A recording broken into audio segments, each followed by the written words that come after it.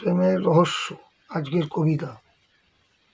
ভগবান ব্রহ্মা, বিষ্ণু, মহেশ্বর সবাই আমাদের এই পৃথিবীর স্বরূপ। সবাই আমরা ভারত মাতার অনুপ্রাণিত। তবে এই প্রেমের ভাবধারা ও প্রেমের রোমান্টিকতার রহস্য ভগবান শ্রীকৃষ্ণর আমল থেকেই চলে আসছে।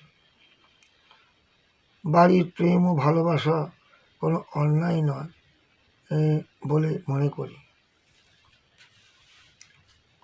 যদি প্রেমের মধ্যে শুদ্ধতা, সততা ও মাধুর্যতা থাকে, তবে মানুষজনদের মধ্যে ও জ্ঞান নেই।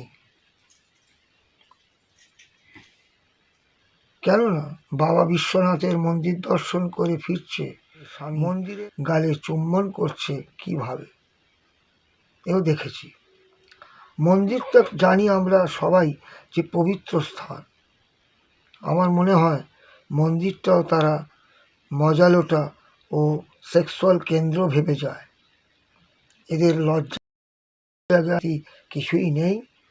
এরা এক প্রকার অমানসিক পর্যায়ে জীবন কাটাচ্ছে। তবে আমরা সবাই শুদ্ধভাবে ভাবব প্রেমের রহস্য, তবেই মানুষজনদের মধ্যেই আসল ব্যাপার ঘটবে। নমস্কার।